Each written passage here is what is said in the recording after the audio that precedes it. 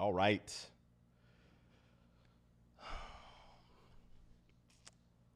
Welcome back, y'all, to the Black Swan Renaissance. It's your host, Ryan, here. I know some of you guys might know me by Joseph. I have some very special people sitting with me here, and I kind of wanted to reset and reintroduce really what this show is and have this to be a bit of a heartfelt conversation between us. Nothing bad. I don't want to psych y'all out or anything, but there are some things that have been on my heart about just my life that I need to just express and to get out. Before we get into all of that, hope you guys are doing great. Welcome back. Before we begin, I just want to say the Black Swan Renaissance for some of you that may not know. I started this podcast because it was based off of a black-owned record label in Harlem Renaissance called Black Swan Records. And it was one of the first of their kind that promoted lots of black artists, and the owner was a black man. And this was like in the 20s, so the Harlem Renaissance, the time period where people were writing creative literature pieces, they were writing screenplays, music was being made, jazz was being created. There was a culmination of this creative energy that was being portrayed in the 20s. So for years, I've wanted to do this. I wanted to sit down and have a podcast where I could just speak, have people come on the show, we have conversations. And fast forward, I decided to make the Black Swan Renaissance. So it's an ode to Black Swan Records, but then also adding the Renaissance because, well, we are in the 20s. We are in a moment where I really feel like people are creatively moving around in spaces. They are starting to step into places that they never stepped into. They're starting to realize their potential. And even me starting this podcast, some of my homies, some of my friends have been saying like, wow, dude, like I can do this. I've been wanting to do this. And I keep on telling people, do it, because there are stories that have not been told. There are experiences that people can really relate to. And it's also kind of fun and therapeutic when you think about it. So that's the backstory of the Black Swan Renaissance. I just wanted to state that and put that out there because I moved back to Austin maybe 2022, 23. And I was living in San Antonio. I was having the best time of my life in San Antonio. I was married at the time, and a lot of my neighbors, I was conversating with, we were having a lot of talks about relationships, or what's going on with our women, what's going on with us. Things are ranging from how we are supposed to conduct an argument, how are we supposed to even say how we're thinking, how we're feeling as men, right? And also for us to be listening to our partners, our women, and to be respecting them whenever they are saying certain things to us. So it got me thinking, I'm like, dude, why haven't I seen like a podcast where men just sit down and we talk, right? I've seen so many negative podcasts. I'm not going to drop no names. I've seen so many negative podcasts that just are very toxic and they don't really promote anything. It's just fluff. It's just nonsense. And I was like, man, this would be a great opportunity for men to really talk and to learn. And 5 years have been in the making for this moment.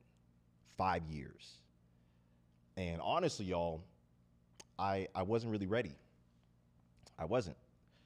I wasn't really anchored in anything. I wasn't really living my life the way I should have. I wasn't even treating my ex-wife at the time the way that I should have. And I wanted to jumpstart all these ideas, but I wasn't really in balance, And what I mean by being rooted, I wasn't rooted in God. And it showed, right? I would go and see some of my family members at family functions, and I'll see some of my homeboys, or I'll talk to some of my homeboys on the phone, and they can kind of like see and feel what I was going through. And like, man, like, are you all right? I'm like, man, yes, I'm fine, you know?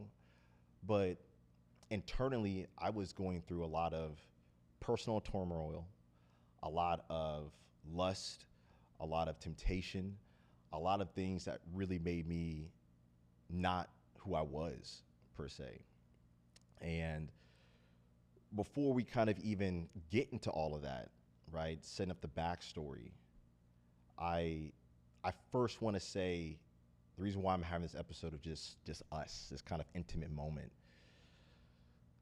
is because there are people, you know, that I have to apologize for or apologize to. There are countless people, friends and family members that I have said I'm sorry and I've asked for their forgiveness. And even in this moment, right, it's very public, it's very intimate. I'm still even doing that for you. And you guys know who you are, right? I don't have to put any names. I'm not going to drop no names. But for the people in San Antonio, to the people that were in Austin, to my ex-wife, some of my friends, to my family members, y'all, like, I am sorry. And to a point where I don't think people realize saying that and then realizing that where I was back then wasn't me. And I've always kind of wrestled back and forth about people's actions, right? Like, oh, if you rob a bank, am I going to trust you with some money? Or if you do this, should I still think that you are what you were 10 years ago? I say no. You know, I really, for me, I say no because we have all gone through something in our lives where we've either impacted other people negatively or positively, and even ourselves in such a way where it it should be forgiven. Now, people sometimes won't forgive you, right? But for me, the most freeing thing that I had to accept and learn throughout this whole entire journey was God forgave me. And also I knew where my heart was at and where I was, you know, doing all sorts of crazy things. Like, man, when I mean to tell your boy was wild, I mean, I was married for 5 years and my my wife and I, my ex-wife at the time, we were trying to figure out ways to strengthen our marriage, ways to satisfy things that were going on with me because I was so young. I was in my 20s. I still wanted to talk to women left and right. I was giving out my numbers, hitting up women, and not even thinking in my head. I knew it was wrong, but not even really processing like what I was actually doing and how wrong it was. So I'll never forget this conversation because we went from Austin and we moved to Santa Clara, California. And we were sitting in the car one day and she said, hey, you know, I think it'll be great for us to open up our marriage. I was like, oh my gosh, this is so amazing. I need this. I've been wanting to, I didn't know how to control myself and all these urges, blah, blah, blah, this and that. And it was so heartbreaking in that moment, looking back at it, that it separated us instead of like bringing us back together. It it pretty much just made us think that we could have solved it by other people. And for me, that is never the opportunity or the solution to anything. And we went through some premarital counseling, right? And our counselors, when we were doing this, said, hey, y'all should not get married. But I was like, nah, man, it'll be fine. We could hash it out. I was very eager. We were trying to move into our place. I'm like, yo, dude, if we want to do this, we need to get married. But we weren't ready, right? I wasn't ready. And it showed. So to that person, again, you know, sorry for the way that things transition. Sorry for things that, you know, how things happened. And we've talked, right? Me and this person have talked. But I just wanted to be very aware of sometimes we think what the body or the flesh really needs, and it's not these things, right? I was an avid smoker. I was smoking Black and Miles and cigarettes, and your boy loved having a coffee and a cigarette at one point in time. Like that was like my thing. And I realized how it wasn't serving me. It wasn't bringing me closer to anything. And for years now, I've been trying to do like a constant chase of being consistent in every single thing that I do. So, no, I'm not perfect. Yes, I'm still learning. Yes, I'm still growing. But for the people that have kind of set me up here to this moment, you know, it's very honest and true. And I had someone tell me, and they said,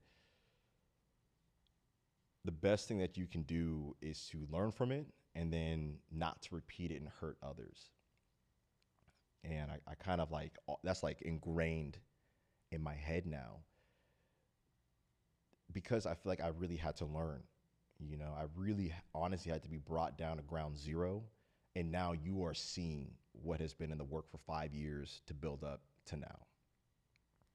So, to the homies out there, love you dearly. To the people in my life, I love you dearly. And this is just a conversation with us. It's a conversation where we're gonna get into we're gonna get into a lot. We're gonna get into a lot. That was kind of just the tip of the iceberg. I gotta just chip it down and break it down. So y'all know how this podcast operates. If you don't, I do everything unscripted. That's how I like it. That's how life is. Life is unscripted in itself. Life is improv, right? You don't know who you're gonna be seeing, right? I got the homies sitting over there in the bag. Yeah, you don't know who you're gonna be interacting with. So I was talking to my classmate about that, and she gave me some great advice. She said, "Yeah, well, make sure you have like something prepared." And I think the only preparation that I have for these moments is I just pray, and that's it, you know. And I just kind of open it up in that way and just kind of present it to people.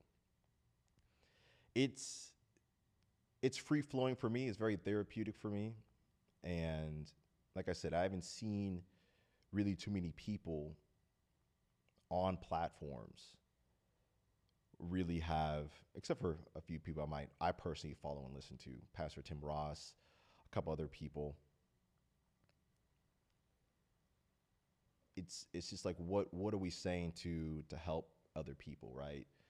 And I don't do this for no views. I don't do this for anyone else besides God and for one person at the end of the day. Just for one person to take whatever they can get out of it, that's it. I'm cool. I'm cool. So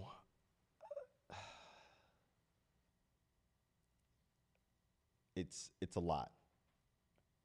It's a lot that you guys have not seen that has put me in this chair right here, and a lot of time, a lot of nights where I was just alone, a lot of moments where I wasn't sure that things were going to work out. Uh, it, it's been such a beautiful journey, but it's been my journey, you know, and I haven't really been able to be as free as flowing when I started just going my route. So I kind of want to touch back on the loneliness aspect because when when my ex and I were split, my ex-wife and I were split. She moved back to Austin. I was in San Antonio with my little puppy. And y'all wanted me to tell you there were days versus me where it felt so quiet and so alone. I would study. I was in IT at the time, so I was just studying all day, taking out the dog. And before I knew, I'll check my watch, and it's 1 o'clock. I'm like, dude, what am I to do? You know, there were moments where I was definitely feeling so alone, but I knew that God was still with me, but alone in the sense that, okay, we got some work we got to be doing here. This was a moment for me to kind of recalibrate myself and to get back to, not get back, but get more advanced and in tune into who I was. So I immediately started busting up the word, started having like some really great devotionals, some really one-on-one time with God. And in that, man, I mean to tell you, just got a lot of personal healing, a lot of, hey man, you need to go speak to this person. Hey, you were wrong. And I wrote it down right here in this journal. This is like my second journal, but I'm almost finished with this one. I've had this one for about maybe 2021. Yeah, 2021 was the first. You can see that 2021 was the first like time I actually wrote in here. And it's interesting because my girlfriend, shout out Taisha, shout out my baby, I love you. She's getting this finished product of who I am today. And when we were first dating, she would come over to my house or my little apartment. I call it a storage container because it's just a storage container. When I say storage containers, I really mean that is sometimes I make a joke that like apartments are just storage containers for humans. And my little storage container was just a little 1-bedroom apartment on the north side. She would pull up and we were first dating. So we were still trying to figure each other out, trying to, talk about our past and our history. And she'll come over and day in and day out, once a week, she'll read one page out of my journal. And we would talk about things. And some things I was extremely embarrassed about.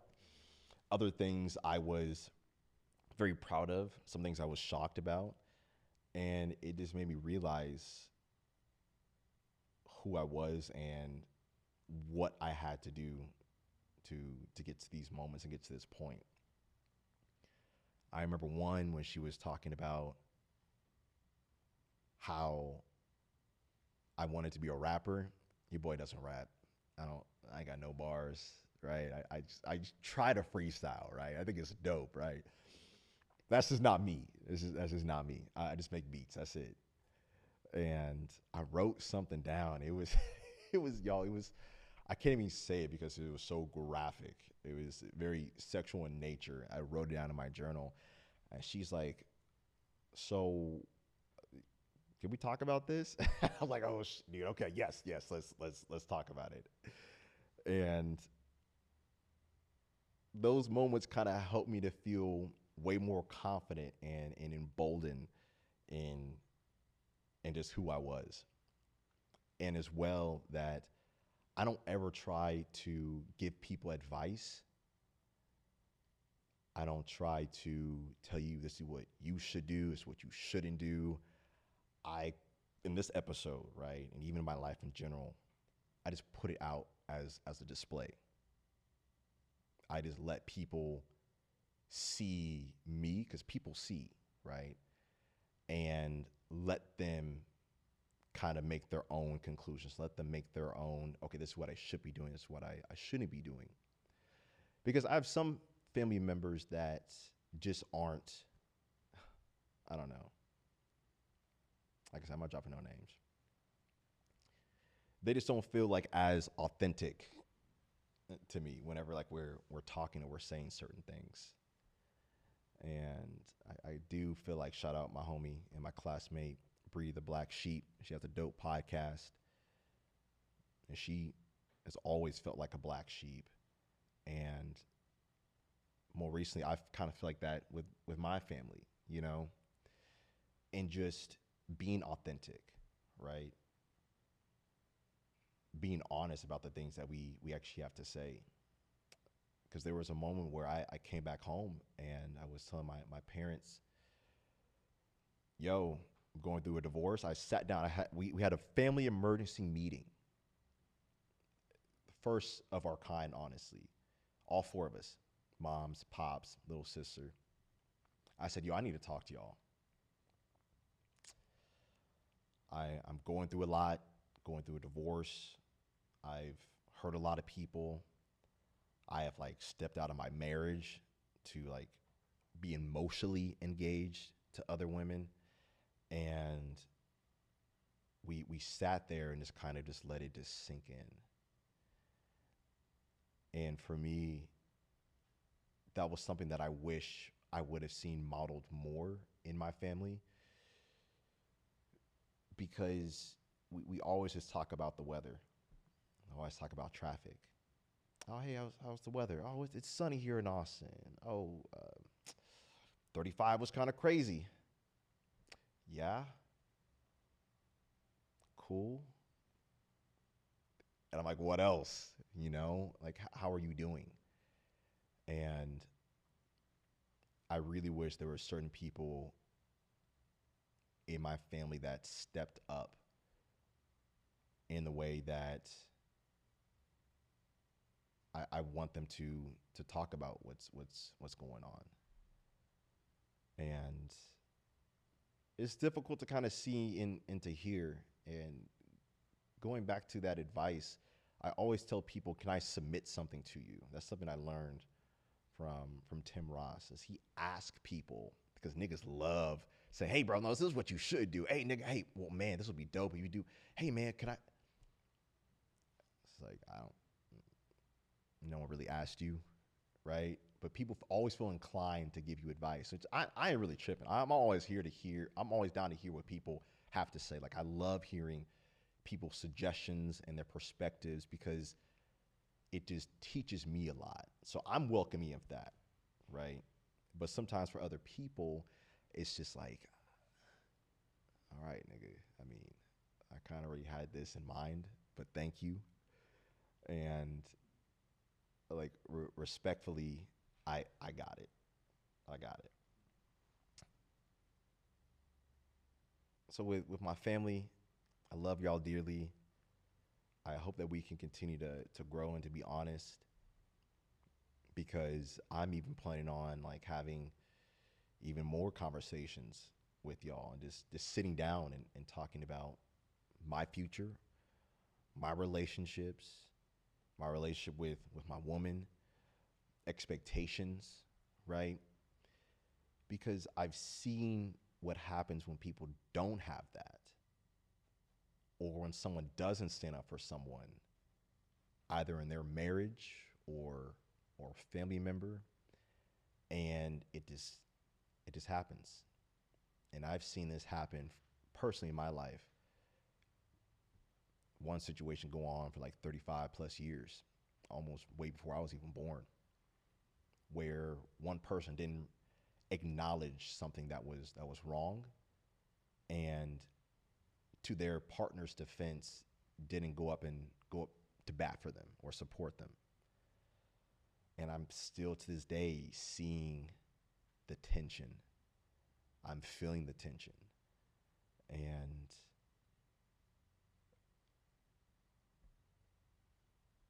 it's just ain't nothing that we should really be on.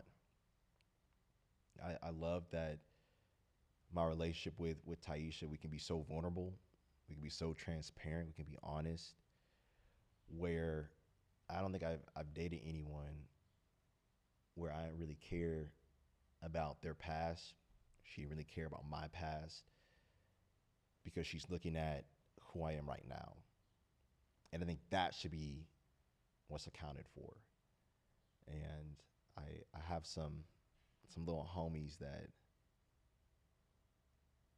that I kind of mentor, and I talk to. And I've realized that I might say something to them. They'll kind of catch on real quickly. But the moment that they might see me out with my woman, right? How I'm opening up Taisha's door, how I'm loving on her, how, how much of a beautiful relationship that we have. Then people start saying, oh, okay, I see what he's doing. I see what she's doing. I've only had maybe, count on my hand, one to two, maybe three solid examples of godly men in my life, or just solid men that kind of showed me what to do and how to do it, right? And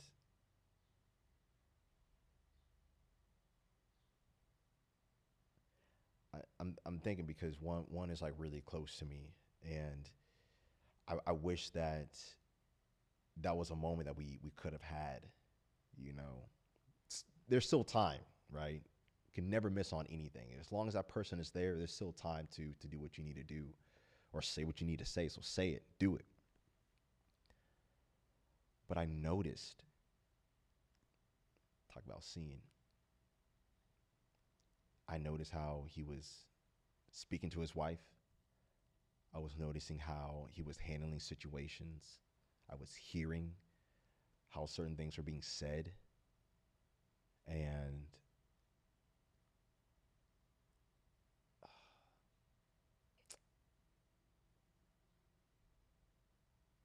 it hurt me because I started becoming that person, which I thought I would never be, right?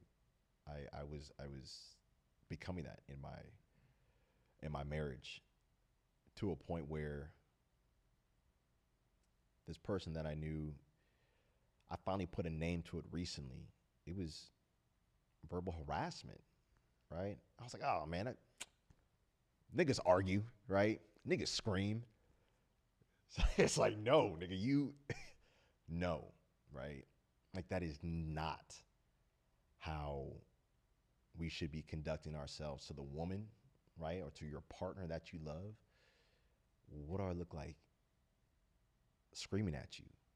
What do I look like raising my voice at you, right? What do I look like even putting my hands on you? And it kind of, it hit me. I didn't realize it because I was a kid. I was just in the environment of it. But as I got older, I started putting a name to the action, a name to what it was making me think and feel. And when I finally realized it, I'm like, damn, dude, like you are doing the exact same thing. I mean to tell you, I was as irate. I was screaming. I'm not even a screamer unless I'm at a game or unless I'm like really excited. I see some homies or something like that's when my energy goes from like a solid 2 to probably an 80 in like 1 second. And a lot of people think it's funny, or they always ask me about Taisha and I. They said, "Hey, y'all been almost dating for a year." I'm like, "Yep." Okay. Have y'all argued? I'm like, "No." Like, "Oh, well, just wait. Just wait. It's gonna happen. Something will come up. Something's gonna be said. Dishes, trash, little minor things. Y'all gonna argue." I'm like, "Nigga, to keep it a buck 50 with you, I don't see that ever happening, because she and I are the type of people that our communication, it sounds so cliche. When she said this, I was like, okay, this is really adorable. It's cliche, but it's really true. Our communication is really our superpower.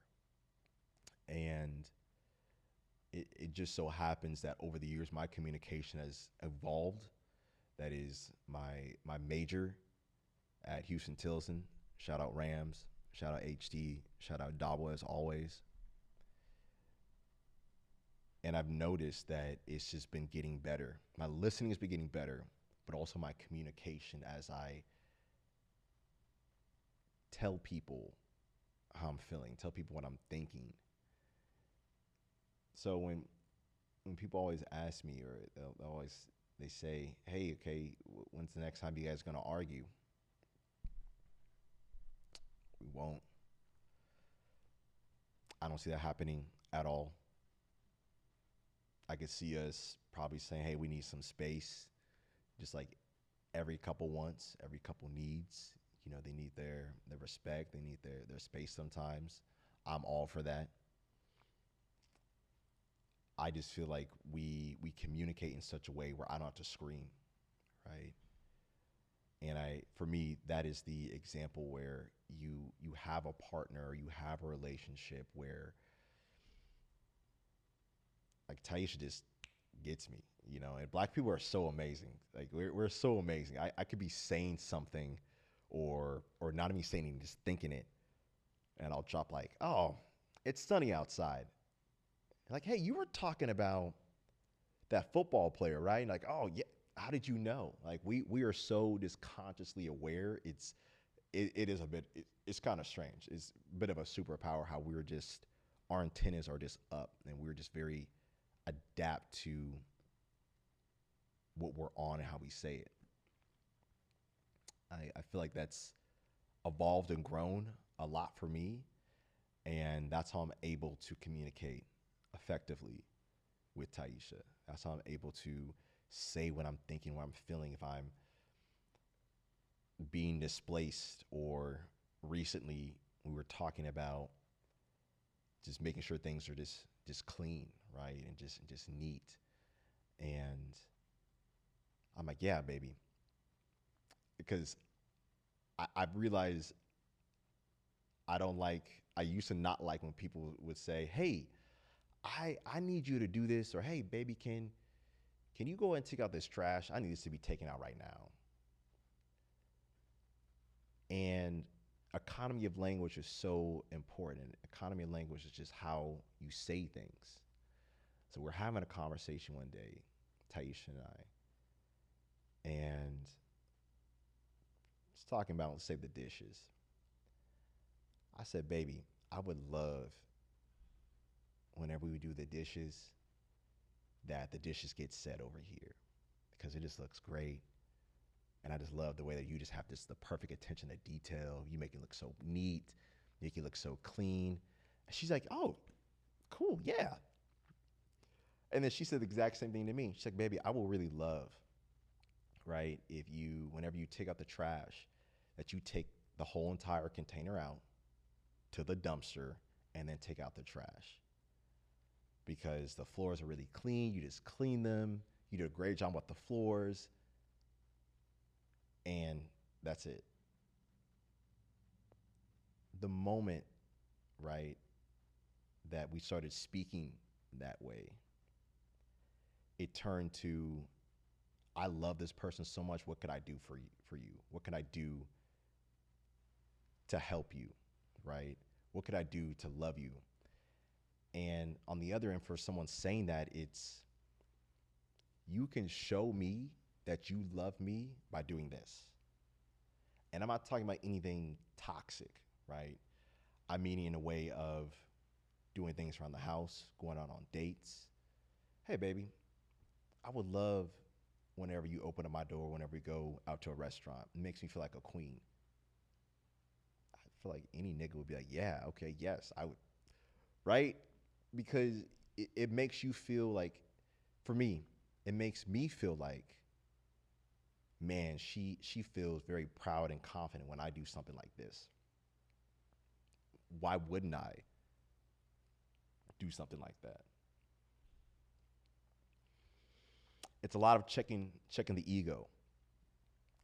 Your boy had to check his ego a lot, a lot. 5, 6 years ago, if you were telling me to do anything, nigga, why?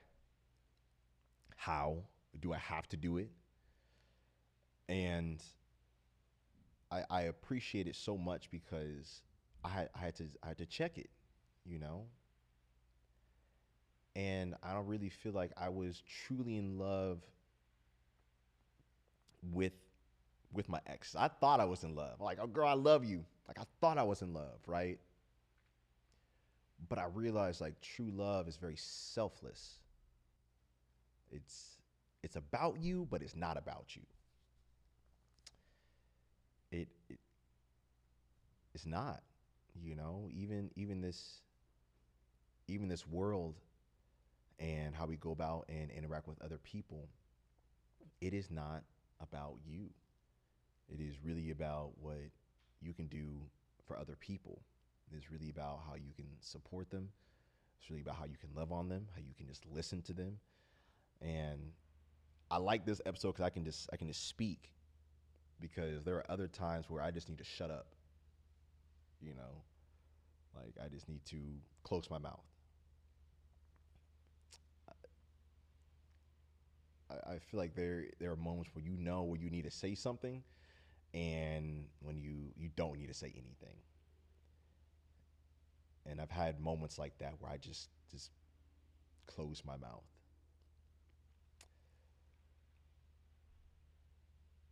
I had I already call her my mother-in-law.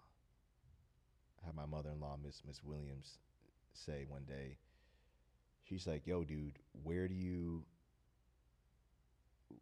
kind of like get some of this stuff from, or have you gone through counseling?"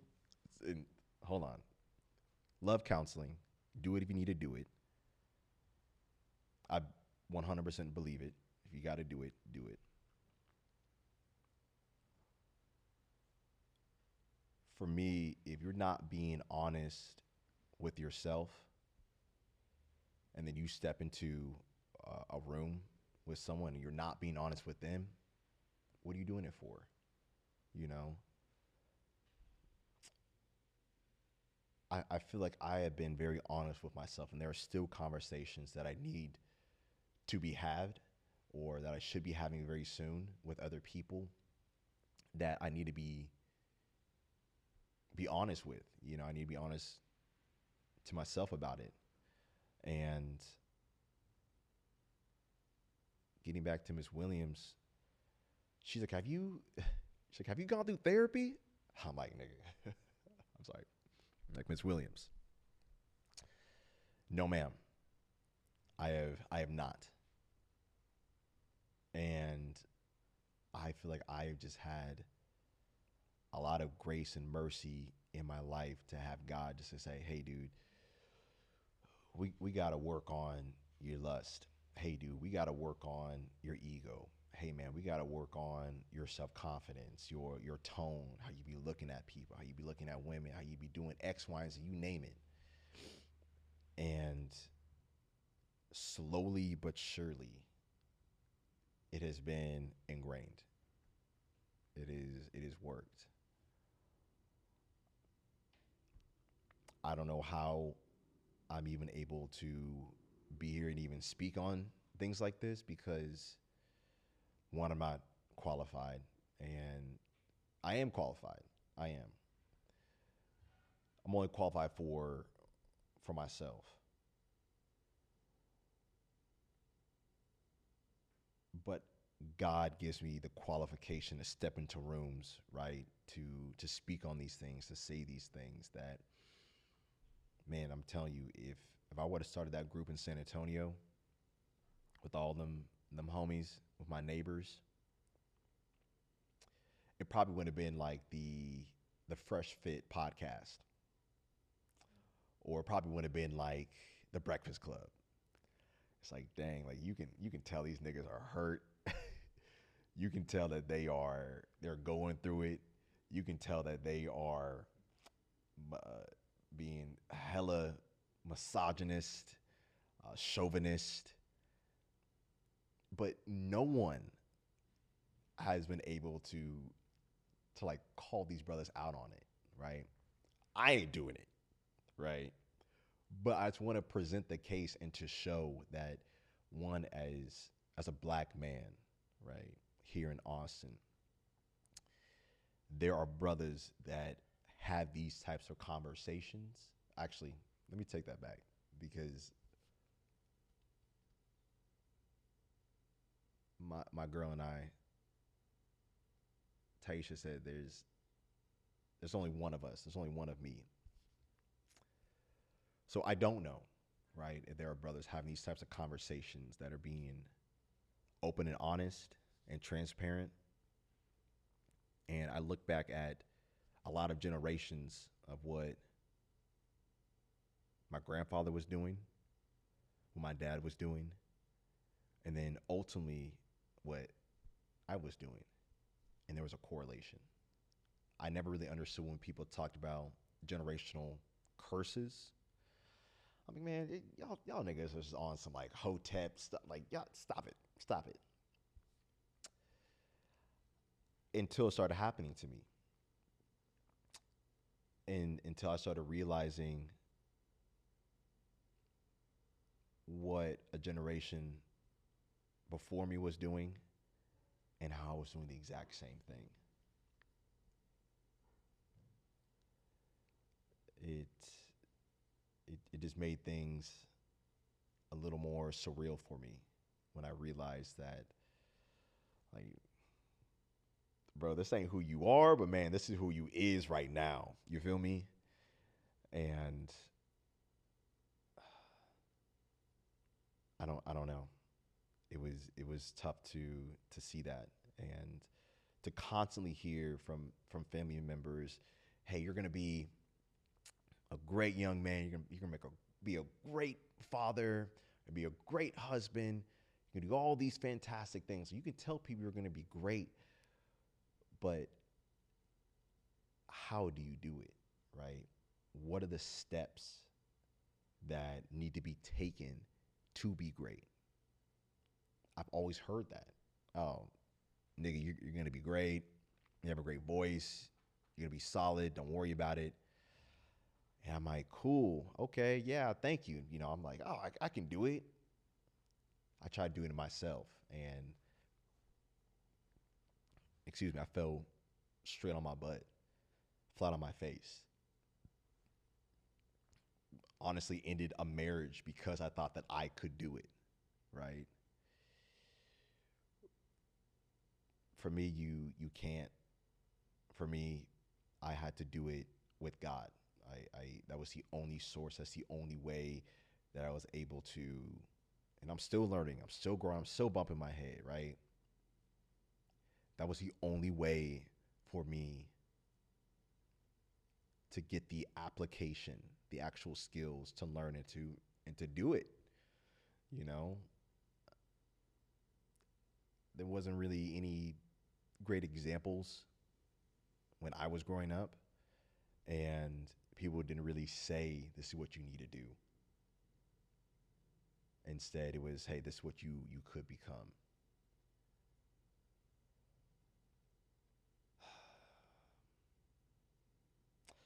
So yeah, y'all. I ain't trying to, be here on my high horse, my cowboy boots. I do want to get a horse, but there are things that just need to be said. Say them. Say it. You know. But say it with love, right? Say it with some compassion. Don't be an a-hole out here, right? I just recently started a job at Chick-fil-A as a manager. I'm still in school, right? Your boy got one more year. And I was just listening, how people were just saying things. I'm like, okay. There is a niche that could be filled on how to just talk to people. Like, what would this world look like if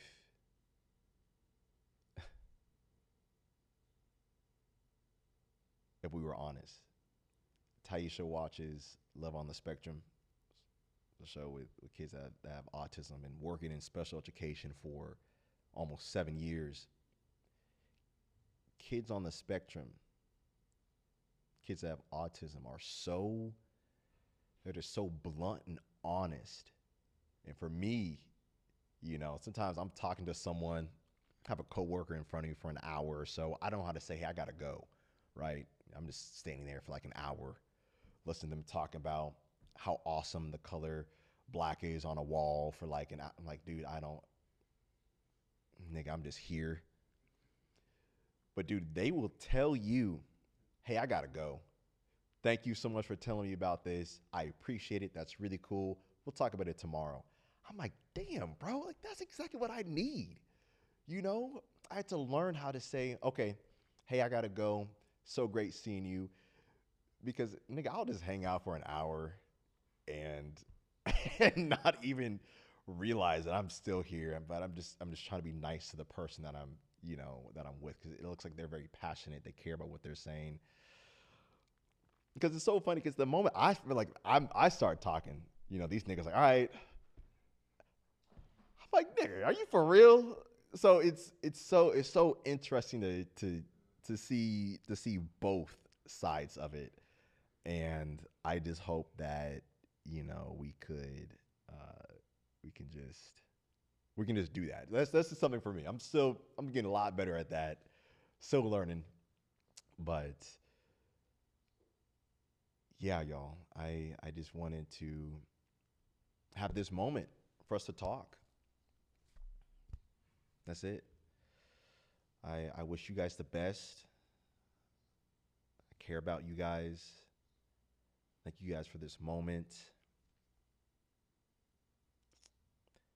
Thank you first of all, thank you, God, for this moment. Thank you for the people that have tuned in, and I just hope that we can continue just to build. I wasn't planning on doing this, y'all. This was not on my bingo card to sit down and have this conversation. This was 2 weeks ago. It was on my heart, and I wrote this down in my journal. And now we're here having this conversation. There were just things that needed to be said. There were things that needed to be just put out there.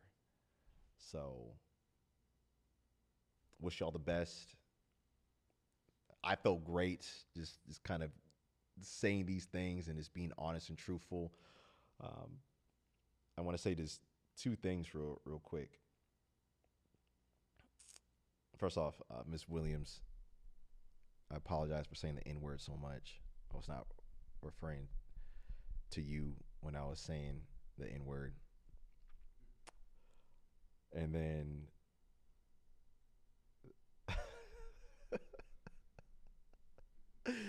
I say that because my girl, she don't say it. I'm like, baby, say it.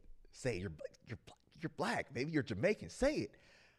I'm like, just whisper it. Just whisper it and say, nigga. Just say it. So you can say it. She's like, no. He's like, I feel like I'm cursing. I'm like, all right. Well, I'm gonna say it for us then. Okay. I'm gonna say it for us. So I just want to say that to Ms. Williams. I love you dearly. You are such a great impact and influence on me. I appreciate you, Mr. Williams. Can't wait to see you guys next month, as well as Shalana and the boys as well. Love y'all dearly. Y'all been such a amazing piece in my life, an amazing addition to my life. And I want to say one story that happened in San Antonio when I moved back from California. I was living with some homies in their house. There was a couple, their friend, and then my ex-wife and I. We were living in a room.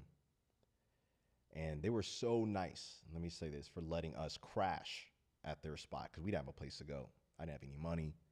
We put up everything and my dog and our dog into the car and drove all the way from Big Sur to San Antonio, Texas.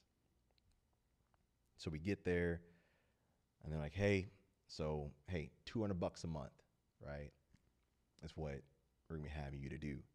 Having you to pay. I'm like, okay, whatever. It's a room, fine.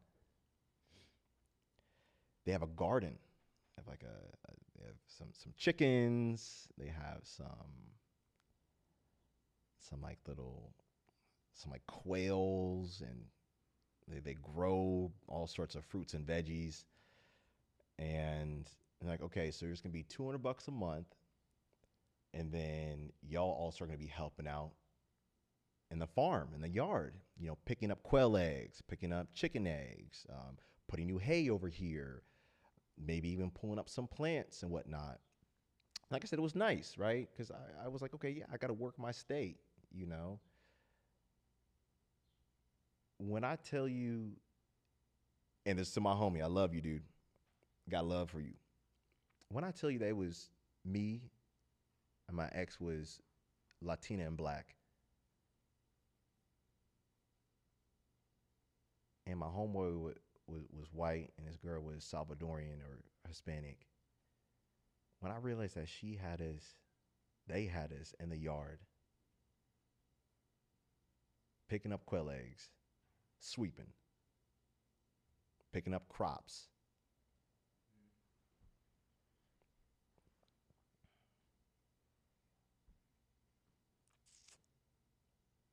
And they're like, oh, well, hey, the other roommate, he just didn't want to do it anymore. But that was our obligation. I'm like, man, I hope I wasn't no slave on their property, bro.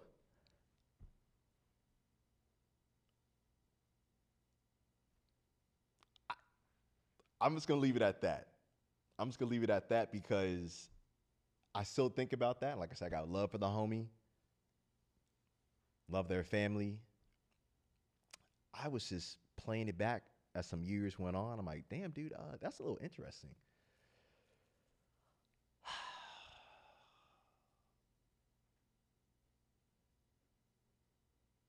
Yeah, y'all read your contracts. Y'all know what you guys are gonna be doing, how you're gonna be doing it, and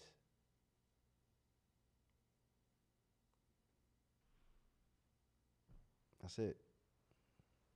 Y'all take care. This has been amazing. Everything I pretty much said that was in this thing, it's I already put it out there. So I appreciate y'all, man. And I hope that this kind of sheds some light into who and what your boy is, what this podcast is, what it's about, and